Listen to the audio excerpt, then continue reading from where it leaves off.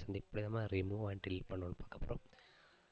முதல்ல வந்து நான் வந்து மேனுவலில் பண்ணிக்கிட்டு அப்புறம் அதுக்கப்புறம் நம்ம டெர்மினலில் பண்ணுவோம்.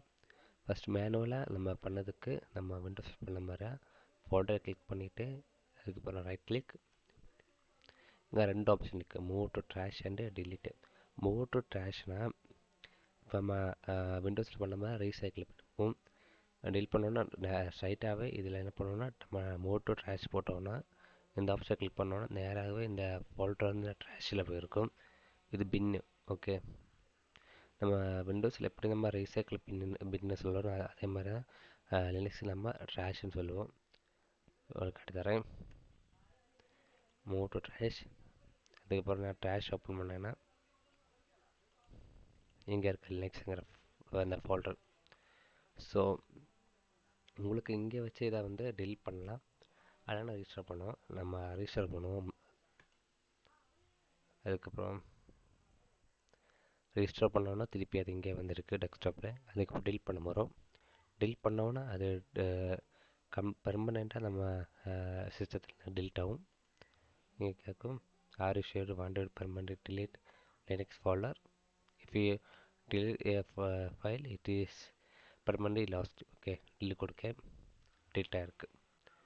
Okay, sorry.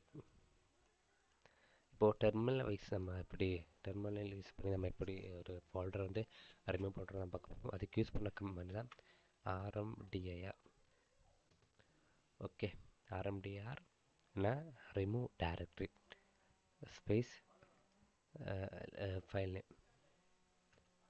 நம்ம டைப் பண்ணும்போதே அது இங்கே காட்டும். நீங்கள் டேப் ப்ரெஸ் பண்ணிங்கன்னா அது கம்ப்ளீட்டாக செலக்ட் ஆகும்.